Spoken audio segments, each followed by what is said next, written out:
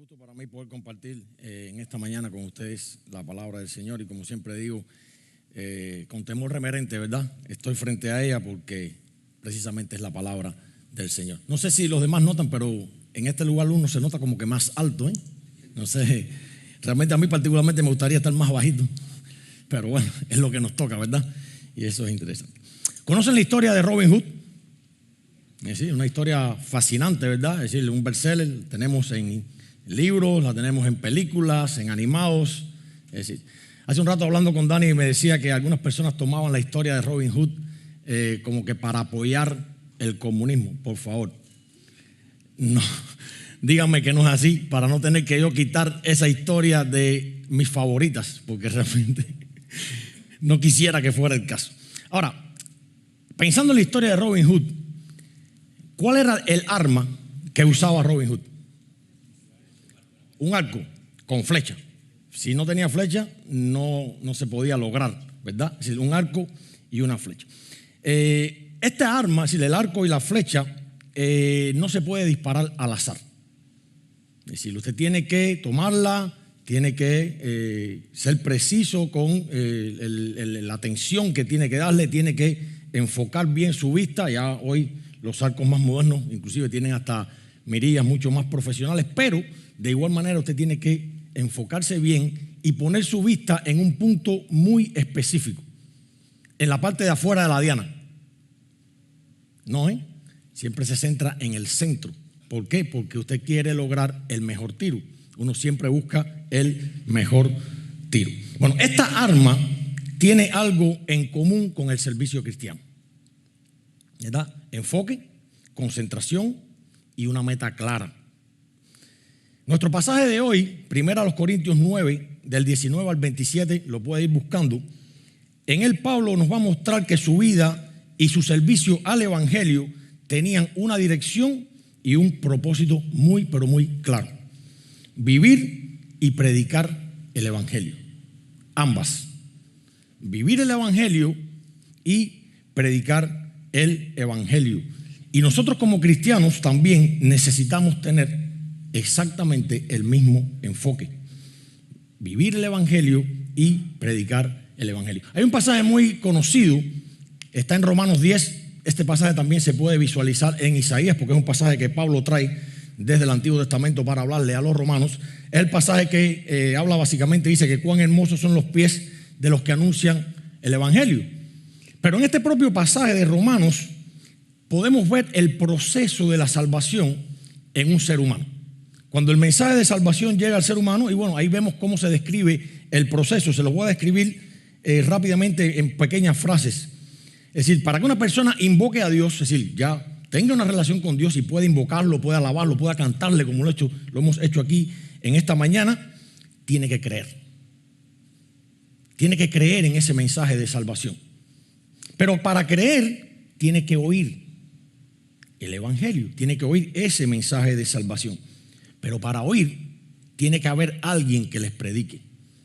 Es decir, Dios en su misericordia y en su gracia ha escogido y ha permitido que el propio ser humano redimido sea el instrumento por el cual predique el evangelio. Y termina diciendo que para predicar tienen que ser enviados. Algo que ya ocurrió. Jesús antes de partir, antes de ascender al cielo, dijo, vayan y prediquen el evangelio, vayan y hagan discípulos. La orden está dada. Es decir, por tanto, ya como cristianos redimidos, como personas redimidas del pecado, ya hemos sido enviados por el propio Dios. Ahora, la pregunta que deberíamos hacernos: ¿estamos viviendo hoy con la precisión y el propósito de quien sabe cuál es su objetivo? En el pasaje nuestro de hoy, 1 Corintios 9, del 19 al 27, dice de esta manera: porque aunque soy libre de todos me he hecho esclavo para ganar al mayor número posible. A los judíos me hice como judío, para ganar a los judíos. A los que están bajo la ley, como bajo la ley, aunque yo no estoy bajo la ley, para ganar a los que están bajo la ley. A los que están sin ley, como sin ley, aunque no estoy sin la ley de Dios, sino bajo la ley de Cristo, para ganar a los que están sin ley. A los débiles me hice débil, para ganar a los débiles. A todos me he hecho todo, para por todos los medios salve a alguno. Y todo lo hago por amor del Evangelio, para ser partícipe de él. ¿No sabéis que los que corren en el estadio, todos en verdad corren, pero solo uno obtiene el premio? Corred de tal modo que ganéis. Y todo el que compite en los juegos se abstiene de todo. Ellos lo hacen para recibir una corona corruptible, pero nosotros una incorruptible. Por tanto, yo de esta manera corro, no como sin tener meta. De esta manera peleo, no como dando golpes al aire, sino que golpeo mi cuerpo y lo hago mi esclavo, no sea que habiendo predicado a otros, yo mismo venga a ser descalificado. Señor, te damos las gracias por la oportunidad que tú nos das en esta hora de compartir como hermanos, y también te damos las gracias por tener tu palabra, Señor. Padre, con temor reverente estamos frente a ella y queremos, Señor, que tú nos hables. Quita de nuestras mentes y de nuestra boca, Señor, cualquier palabra que estorbe, Señor, el verdadero mensaje que tu palabra quiere transmitir. Y danos entendimiento para aprender y para aplicar el mensaje que tú tienes en esta mañana para nosotros. En el nombre de Cristo oramos. Amén. Hay una idea clara en este pasaje de Corintios. La gracia de Dios nos salva, pero también nos llama como instrumentos útiles del Evangelio. Somos salvados por el Evangelio, para vivir el Evangelio, pero también para ser instrumentos de Dios y poder comunicar el Evangelio. Eso es lo que de alguna manera trata este pasaje. Lo primero que vamos a estar viendo en esta mañana es que la decisión voluntaria a rendir la libertad cristiana en beneficio del Evangelio. Es decir, tomamos una decisión voluntaria de rendir la libertad cristiana, nuestra libertad cristiana, en beneficio del Evangelio. Los versículos del 19 al 23, en ellos vamos a encontrar esta primera parte. Pablo establece un principio básico en el verso 19. Dice, porque aunque soy libre de todos me he hecho esclavo para ganar al mayor número posible. Nadie podía reclamarle nada a Pablo. Pablo no tenía en este punto deuda con nadie. Ni deuda material, ni deuda espiritual, ni deuda emocional. Él no tenía deuda, estaba libre de deuda. Lo dice bien claro, soy libre de todos ustedes. No hay nada que ustedes me puedan reclamar a mí en esta hora. Si recuerda un poco el mensaje de la semana pasada, la persona que nos predicó nos hablaba de la primera parte del capítulo 9 y nos hablaba de algunos derechos a los cuales Pablo sí podría reclamarle a los corintios y sin embargo no lo hacía. Por solo mencionarle dos, el derecho a tener una esposa y el derecho, sobre todo, que es el que más me interesa a mí esta mañana acá compartir, el derecho de ser sustentados por ellos. Es decir, él tenía el derecho de que la iglesia de Corintio le sustentara económicamente. Sin embargo, era un derecho al cual él había renunciado. Si estamos hablando de deuda, o si hablaríamos de deuda, la iglesia de Corintio era la que le debía a Pablo. Y él no le estaba reclamando nada. Y de hecho, él no tenía ningún tipo de deuda. Él estaba libre de deuda, ¿verdad? Libre de todo. Lo hizo voluntariamente, ¿verdad? Es decir, él se abstuvo, se limitó a no reclamar nada, lo hizo voluntariamente para colocarse en una posición, la posición de siervo, la posición de esclavo. Así que es una palabra que sé que es un poco fuerte, pero es la que realmente nos da la mejor connotación. Él se hizo esclavo de aquellos a los cuales le estaba hablando. Lo dice precisamente el pasaje, de todos me he hecho esclavo. Pero no lo hizo con un propósito, sin propósito. Lo hizo con un propósito muy, pero muy claro y definido. Dice el pasaje, y es una frase que vamos a escuchar mucho en esta mañana, para ganar a más. Su propósito de hacerse esclavo de ellos era ganar más personas. No porque él salvara a nadie. Si Pablo no salvaba a nadie, Pablo sencillamente era el instrumento que comunicaba el mensaje que sí tenía el poder para salvar a las personas. Ahora, para llegar a este blanco, Pablo hace algo extraordinario. Primero se compara con un viajero que se adapta, que se mueve, ¿verdad? Que se coloca en el lugar de los demás dentro del límite de la libertad cristiana que él podía tener. Es decir, habían límites que él sabía que no podía pasar y él los conoce, pero se adapta, se mueve, ¿verdad? El verso 20, la primera parte, dice, a los judíos me hice judío para ganar a los judíos. Pablo era judío. Dice la propia Biblia que él era de la tribu de Benjamín, ¿verdad? Es decir, él era judío, él había nacido en el pueblo judío, también se había criado, ¿verdad? Ahí en toda la cultura judía, conocía sus prácticas, conocía sus fiestas, es decir, conocía la cultura judía. Cuando estaba con los judíos, él trataba de moverse en ese mundo. De hecho, si usted recuerda, en los viajes misioneros de Pablo, cuando él llegaba a un lugar, lo primero que él hacía era tratar de ir a una sinagoga o a un lugar donde se reunían los judíos. Había lugares donde no había sinagoga, pues, para que se creara una sinagoga, se edificara una sinagoga, tenía que existir algunas reglas, algunas cantidades de personas X y demás. Y bueno, habían algunos lugares donde no había una comunidad judía tan grande y entonces se reunían al lado de un río o en otros lugares. Bueno, él siempre trataba de buscar esos lugares para llegar a los judíos y por supuesto, él se comportaba como lo que él era, un judío.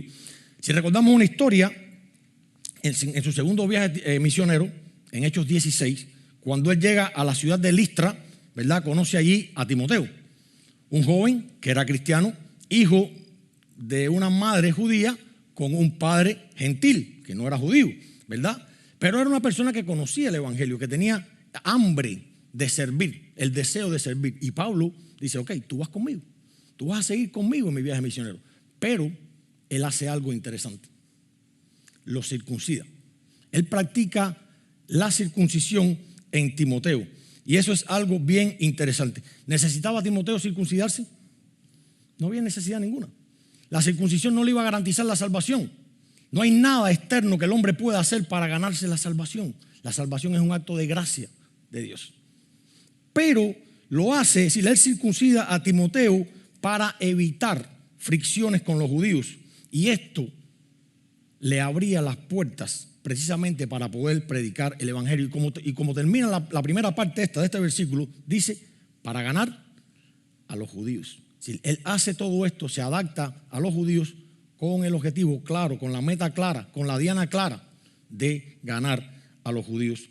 La segunda parte del verso 20, a los que están bajo la ley como bajo la ley, aunque yo no estoy bajo la ley. Y esto es una nota muy personal que Pablo pone aquí. Este grupo eran judíos más devotos a la ley del Antiguo Testamento. Posiblemente se está refiriendo a fariseos, a saduceos, pero probablemente también podía incluir gentiles prosélitos que habían incorporado la religión judía a sus vidas.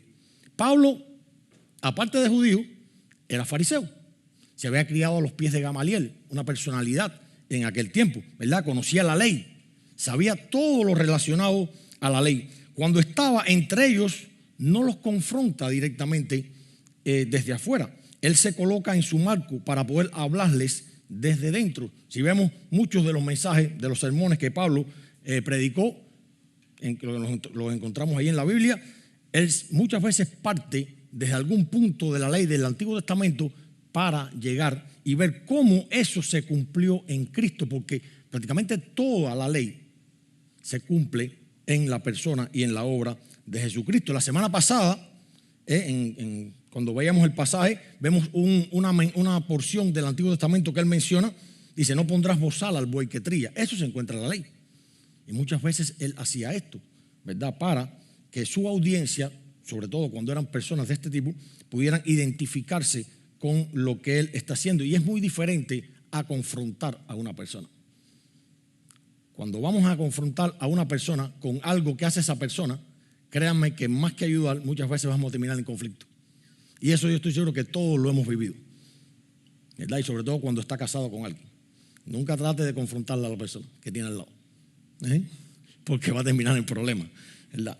Algo importante aquí, Pablo aclara que no está bajo la ley, ¿verdad? Se refiere, aquí cuando dice no estoy bajo la ley, no estoy bajo la ley ceremonial. La ley que de alguna manera quedó abolida en Cristo, la ley que de alguna manera apuntaba a Cristo, los sacrificios, las ceremonias, los rituales judíos. Todo esto era una imagen de Cristo y su obra. Y él está diciendo, yo no estoy bajo la ley, yo no tengo que sacrificar un cordero. Ya mi cordero fue sacrificado por mí. Ya yo no tengo que celebrar X fiesta. Esa fiesta está celebrada en Cristo y en su obra por mí. Y él sabía los límites a los cuales él podía acceder. Entendamos, por supuesto, que se está refiriendo a la ley como medio de no justificación. Sí, porque la ley, los sacrificios, las ceremonias no justifican. Son una imagen solamente del que había de venir. Solamente la justificación es por la fe en Cristo, no por las obras de la ley. No hay otra manera de que el hombre pueda salvarse, solo por la fe en Cristo. Pablo no abandonó la obediencia, abandonó la ley como camino de justificación y como régimen del Antiguo Testamento. Eso fue lo que hizo Pablo. Pero mantiene los aspectos morales de esa ley misma.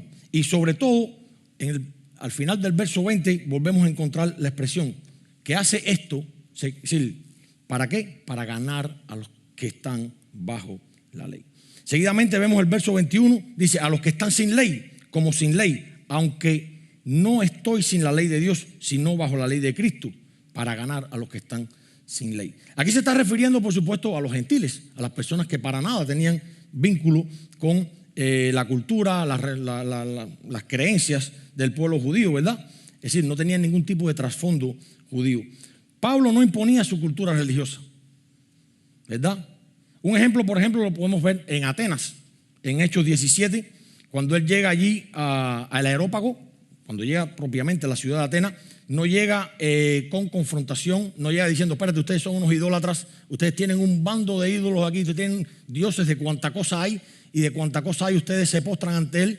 No, él no llega. Él llega visualizando toda la situación, todo el contexto, todo lo que hay, ¿verdad? Y de alguna manera, con el Evangelio, él puede incorporarlo vestido de lo que conocía aquella audiencia. Dice específicamente el verso 22 de Hechos 17, entonces Pablo, puesto en pie en medio del Areópago, dijo, varones atenienses, en todo observo que son muy religiosos. Es decir, y aquí uno como latino pudiera decir, espérate, Pablo está adulando a esta gente. En todo yo veo que ustedes son religiosos, tienen ídolos por todos lados, ustedes son gente tremenda. Bueno, Pablo no estaba adulando a nadie. Pablo sencillamente estaba, es decir, contextualizando su mensaje para poder decir el verdadero mensaje, ¿verdad? No era verborrea, no sé si se entiende qué es esa palabra. Labia, ¿verdad? No era labia, era retórica griega. Es decir, los griegos le iban a entender perfectamente. Las personas que estaban ahí escuchándole le iban a entender precisamente lo que él estaba diciendo. Y cuando continúa ese discurso llega hasta el punto, por supuesto, si conocen la historia, de que el altar de Dios no conocido, y es el punto de partida para hablarles de que ese Dios que ellos tenían como Dios no conocido era el Dios de quien él predicaba, el creador de todo el universo, el Dios que había venido en forma humana para poder dar la oportunidad de salvación al ser humano. En este medio de gentil, él se adapta, pero siempre cuidándose de sus límites claros. Como dice el pasaje, aunque no estoy sin ley de Dios, sino bajo la ley de Cristo. No todo él lo iba a hacer. Él no se iba a postrar delante de una estatua. Habían límites que eran claros que él tenía y dominaba. Aquí Pablo establece algo muy claro. La libertad cristiana no significa libres para pecar o mantener conductas pecaminosas. Eso no es ser libre en Cristo. De hecho, cuando venimos a Cristo, venimos buscando el perdón de nuestros pecados. Es irracional querer vivir vidas pecaminosas cuando vinimos a Dios buscando el perdón del pecado, que es lo que nos condena delante de Dios. Por tanto, hay límites, ¿verdad?, que nosotros tenemos que mantener. Dentro de los límites de esa libertad, él se acercaba a este grupo con el mismo enfoque y objetivo. ¿Cuál era? Para ganar a los que están sin ley. Él lo hacía con ese objetivo claro. Verso 22 dice, a los débiles me hice débil para ganar a los débiles. ¿Quiénes son los débiles aquí? Bueno, pues son creyentes con una conciencia sensible o posiblemente con menor conocimiento acerca de la libertad cristiana. Hace un par de semanas atrás veíamos el pasaje de Corintios 8, ¿verdad? La situación que tenían algunos de los creyentes ahí con el tema de la carne ofrecida a los ídolos. Y Pablo establece bien claro ahí, es decir, la carne no es nada, es carne. Los ídolos no son nada, son muñecos. Pero para algunos que a lo mejor tenían un trasfondo o venían de una situación de adoración a los ídolos o practicar esa religión, posiblemente sí le estaba haciendo problema. Y Pablo establece bien claro que si eso le es problema a un hermano, si eso le es problema a una persona, yo no voy a comer carne. Para mí no es problema. Yo creo en el único Dios verdadero. Pero si esto te es ocasión de caer, yo no lo voy a hacer. Porque me voy a poner en tu zapatos, me voy a poner en tu situación. Y de alguna manera me imagino que voy a también ayudarte a que tú entiendas que eso no es nada. Pero todo tiene un proceso, ¿verdad? Y eso es algo muy, pero muy interesante. Por eso Pablo se abstiene y se coloca en la condición débil. Porque una vez más su objetivo, ¿cuál era? Ganar a los débiles, ¿verdad? Y bueno, la segunda parte del versículo 22 y el versículo 23 de alguna manera resumen toda esta porción inicial de este pasaje. A todos me echo de todos, para que por todos los medios salve a algunos. Y todo lo hago por amor del Evangelio, para ser partícipe de él. Sí, yo me adapto dentro de los límites a cualquier situación con un enfoque claro: comunicar el Evangelio, ser parte de lo que Dios puede hacer en la vida de una persona. Es Dios quien salva, pero nosotros podemos ser parte. Eso es una bendición en la cual todos deberíamos anhelar, ser parte de lo que Dios va a hacer en una persona. Y lo podemos hacer poniéndonos en su situación y predicándoles el Evangelio. Si no es que yo voy a ser parte del pecado que tú practicas, es que yo me voy a adaptar a tu situación actual dentro de mis límites, dentro de los límites de mi libertad cristiana, para no crear fricción y por el contrario, crear un puente que me permita comunicarte el Evangelio, que es lo que realmente tiene el poder para salvar a una persona. Pablo está hablando de flexibilidad en asuntos secundarios, ¿verdad? Manera de acercarse, determinadas costumbres, derechos, preferencias, incluso cosas legítimas que se podían hacer y sin embargo no las haces por amor a las personas que están frente a ti. Todo por amor, es decir, por amor del Evangelio, para ser partícipe de él, para salvar a algunos. Hermanos, como cristianos tenemos el llamado de adaptar nuestra manera de acercarnos a las personas sin comprometer nuestra integridad y la verdad del Evangelio. Es decir, si usted se encuentra con un homosexual, no es que usted tenga que ser homosexual, pero usted puede acercarse a esa persona. Porque si no crea un puente, esa persona nunca va a escuchar el Evangelio. Por tanto, hay maneras dentro de los límites que tenemos para poder llegar a las personas que están en una condición que muchas veces era la misma que nosotros teníamos antes de conocer a Cristo. Por tanto, tenemos que establecer puentes con las personas. Esto implica muchas veces dejar a un lado nuestras preferencias, ¿sí?, nuestros derechos, nuestra comodidad, ¿verdad? Y también, por supuesto, nos va a permitir eliminar barreras para acercarnos a otros con amor, con el propósito de que otros puedan conocer a Cristo, ¿verdad? Podemos ser partícipes del Evangelio. La pregunta no es solamente, ¿tengo libertad para hacerlo? Hay una pregunta que muchas veces nosotros nos hacemos, que es esta misma pregunta de otra manera. Bueno, ¿esto lo puedo hacer? Cuando soy cristiano, esto o esta conducta o este acto, ¿lo puedo hacer? Bueno, yo creo que más que esa pregunta deberíamos hacernos, ¿esto que yo estoy pretendiendo hacer ayuda o dificulta a que otros conozcan a Cristo? Cuando nos hacemos esa pregunta, vamos a encontrar la respuesta y vamos a hacer un canal de bendición para una persona que no conoce a Cristo. La segunda parte del pasaje, los versos del 24 al 27, aquí Pablo hace un cambio de imagen, ¿verdad? Para de alguna manera ayudar a entender mejor lo que él venía diciendo en los primeros versos. De viajero que se adapta, ahora es un atleta que compite. Dicen los versos 24 y 25, ¿no sabéis que los que corren en el estadio, todos a la verdad corren, pero solo uno obtiene el premio? Corred de tal modo que ganéis. Y todo el que compite en los juegos se abstiene de todo. Ellos lo hacen para recibir una corona corruptible, pero nosotros una incorruptible. Es interesante porque Pablo comienza esta porción con una pregunta, y es una pregunta retórica. Muchas de las preguntas que Pablo hace en sus mensajes son preguntas retórica. Es decir, no sabéis que los que corren en el estadio. Esto cuando los corintios lo oyeron, dijeron, pero oye, Pablo, ¿qué tú me estás diciendo? Cerca de Corintio, de la ciudad de Corintio, se celebraban cada 2 años unos juegos muy conocidos en aquel tiempo, que se conocían como los Juegos Ísmicos.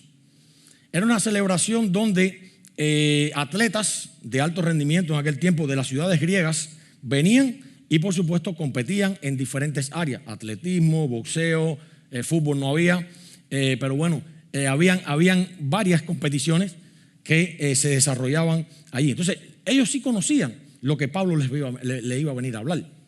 Es decir, ellos conocían todo este tema de la competición y bueno, muy parecido a nuestra cultura de hoy. Nos gusta mucho el deporte, nos gusta mucho la competencia, ¿verdad? Con esta imagen, Pablo quiere que su audiencia visualice algo. Primero, todo atleta compite con una meta clara. Todos los atletas compiten por el primer lugar. A nadie le gusta conformarse con el segundo lugar. El juego que se celebra por el tercer puesto, ese es el juego que nadie quiere celebrar. Porque todos los atletas, antes de competir, quieren llegar a la meta. Quieren pasar de primero. Quieren romper la cinta ellos. Porque es la realidad. Todos se esfuerzan para precisamente coger el primer lugar, ¿verdad? El competir o el ser un atleta requiere sacrificio y dedicación. Ningún atleta de alto rendimiento se pasa la vida haciendo todo lo que quiere y llega el momento de la competencia y va y compite. No, lleva sacrificio, lleva dieta, lleva ejercicio, lleva un sistema de cosas tremendo para que tú puedas estar físicamente bien para poder correr o boxear o el deporte que sea y tratar de ganar ese primer lugar tan ansiado. Cada atleta compite por un premio. En aquel tiempo es interesante porque en aquel tiempo hoy vemos que bueno, las competiciones cuando coges el primer lugar ganas dinero, recibes una medalla de oro o bañada en oro y etcétera. En aquel tiempo el premio era una corona hecha de hojas y ramas de pino. No era nada de ningún valor. De hecho, era algo que a los 2 o 3 días ya se marchitaba. Por eso Pablo menciona el tema de que era una corona incorruptible, porque era algo que se marchitaba a los pocos días. Y sin embargo, para ellos simbolizaba algo muy grande.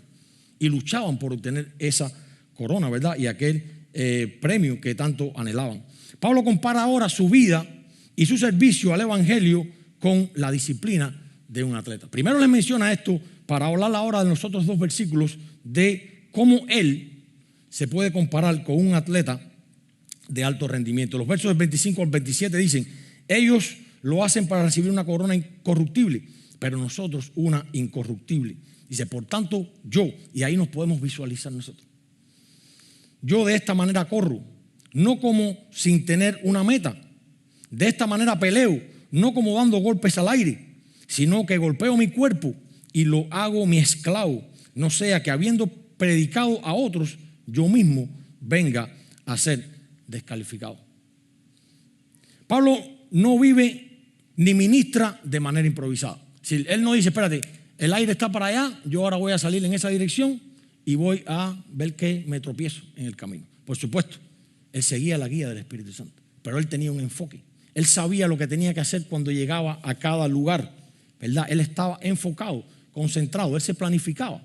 Porque yo creo que dentro del plan de Dios y dentro de lo que tenemos que hacer como cristianos en la obra de Dios, el planificarse no está mal. Que el resultado pueda cambiar porque Dios lo quiera de esa manera, eso ya es otro tema. Pero nosotros sí debemos planificar las cosas que debemos hacer. Él no vivía una vida ni un ministerio improvisado, tenía una meta muy clara: glorificar a Cristo y llevar el evangelio a otras personas. Vivir el evangelio, si lo quieren oír de otra manera, y que ese evangelio pudiera llegar al oído de una persona por su boca y por su conducta, ¿verdad? Eso es algo interesante. Tiene dominio propio, él lucha para que sus deseos carnales no gobiernen su vida. Lo dice el versículo 27, dice, sino que golpeo mi cuerpo y lo hago mi esclavo. Se sometía a su cuerpo y sus deseos a Cristo y al llamado del evangelio, y lo hacía consciente de que era un asunto muy, muy importante. Y mire, Esto es uno de los pasajes, diría yo, que un poco maltratado en lo que es el mundo cristiano durante muchos años. Aquí Pablo no está hablando para nada del tema de flagelarse ni de dañar su cuerpo. Él lo que está hablando aquí es que él se entrenaba como un atleta, por eso pone el ejemplo del atleta, para poder ejercer mejor su ministerio. Y eso era algo bien, pero bien importante, ¿verdad? Muchos también de alguna manera mal usan la enseñanza de este pasaje para referirse a que la salvación se pierde, cuando Pablo menciona allí al final de que él mismo no quería ser descalificado. Pero Pablo no está hablando aquí de pérdida ni ganancia de salvación. Pablo está hablando aquí de servicio al evangelio. Es lo que él está hablando aquí. Él se entrenaba para eso. Él trataba de vivir una vida piadosa para llevar a cabo ese servicio al evangelio. La única manera que el hombre tiene de salvarse es por medio del evangelio. Y cuando ese evangelio llega a una persona, cuando ese evangelio, es decir, cuando ese evangelio rescata a una persona pecadora, esa persona está sellada por el Espíritu para Dios. Si la salvación no se pierde. El tema aquí de ser descalificado tiene que ver con otra cosa, ¿verdad? Él está hablando de algo tan serio como la salvación. Y es precisamente el ser descalificado para el servicio cristiano. El ser descalificado para ejercer la obra de participar junto a Dios en la obra salvadora de una persona. Por eso lo dice ahí, ¿verdad? Haber predicado el evangelio a otros y perder la autoridad moral de lo que estaba predicando. Es decir, hay un refrán, no sé si los conocen, que dice: el hábito refiriéndose al traje, ¿verdad?, a la ropa, no hace al monje, pero sí lo identifica. No sé si lo han escuchado alguna vez. No, bueno, ya lo conocen ya, ¿verdad? El hábito no hace al monje, pero cuando usted ve a un monje, usted lo identifica. ¿Por qué? Por el hábito. No sé cómo le llaman acá. ¿Cómo le llaman a la ropa que usan los sacerdotes? Hábitos, toga. A toga, ok. Sí, cuando usted lo ve, usted dice: espérate, ese es un monje, ¿verdad? Y entonces, si no, el que tenga un hábito no quiere decir que sea una persona devota. Pero cuando usted lo ve, lo primero que usted piensa es eso. Eso es lo que quiero traerlos para que nos ayude a ver que hay cosas que nosotros hacemos que pueden demostrar o que demuestran de que verdaderamente somos cristianos. Nosotros tenemos que vivir el evangelio, predicar el evangelio y que nuestra vida refleje lo que verdaderamente creemos. Que nuestra vida, nuestros actos realmente avalen el hecho de que yo te estoy predicando el evangelio. No estamos hablando de perfección. Mientras estemos aquí no vamos a ser perfectos.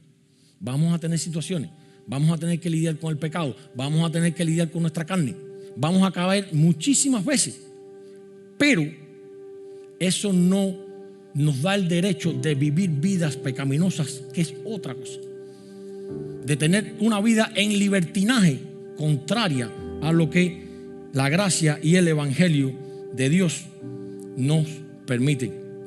Y sabe, básicamente es no exigirle a otros lo que nosotros mismos no podemos practicar. Y sabe, Pablo está diciendo: yo no quiero hacer eso. Pablo está diciendo: yo no quiero hacer eso. Yo quiero vivir mi vida cristiana íntegra para poder hablarle a otros y que mi propia vida demuestre que el evangelio es real y que puede cambiar. Para terminar, en esta mañana tenemos dos imágenes, ¿verdad? Un mismo cristiano, un viajero que se adapta, un atleta que se entrena con una meta clara. No son dos personas distintas, son dos caras de una misma moneda. La libertad que Pablo eligió, vivir en santidad y al servicio del evangelio, no era para vivir de una manera más cómoda, era para ser partícipe de la obra de Dios en esta tierra. Como dice el propio verso 23, todo lo hago por amor al evangelio y ser partícipe de él. Eso es una gran bendición. Eso es algo tremendo. A veces queremos ver un gran milagro en nuestra vida. Mire, el hecho de que Dios te permita a ti, siendo como tú eres, con tus errores, ser partícipe de su obra salvadora en la vida de otra persona, eso es un tremendo milagro. Eso es una gran oportunidad. Y muchas veces es una oportunidad que muchos desechamos. ¿Por qué? Porque nos enfocamos en cosas vanas y no en lo verdadero. Al final de su vida, Pablo, hablándole a Timoteo, dice algo interesante. Lo encontramos ahí en 2 Timoteo 4, 7 al 8. Pablo le dice: he peleado la buena batalla, he acabado la carrera, he guardado la fe. Por lo demás, me está guardada la corona de justicia, la cual me dará el Señor juez justo en aquel día. Y no solo a mí, sino también a todos los que aman su venida. Te tengo 3 preguntas para terminar. ¿Somos de los que amamos la venida del Señor? ¿Somos de los que anhelamos que el Señor venga ahora mismo? ¿Somos de los que queremos ser parte de la obra que Dios está haciendo por medio de su evangelio en este mundo? ¿Somos de esas personas?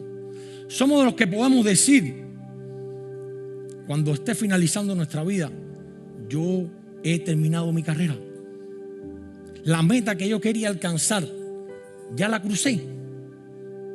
Ser partícipe de Dios en la obra salvadora de las personas. Podemos decir así como Pablo. Y si todavía queda tiempo, podemos ser también capaces de decir: mira, aquí está el batón a una persona que hemos ayudado. La obra que yo he hecho, continúala, porque la obra de Cristo va a seguir y continuar hasta que Él venga, hasta que el tiempo sea consumado. ¿Podemos decir nosotros que estamos siendo parte de eso? Quiera Dios que todas las respuestas que le demos a esta pregunta sea: yo quiero, yo estoy, yo quiero involucrarme en eso. Es lo mejor que nos puede pasar. Padre Santo, gracias. Gracias porque a pesar de quienes somos, Señor, a pesar de nuestras dificultades, Señor, a pesar de nuestro pecado, Padre, tú en tu gracia, Padre, escogiste salvarnos.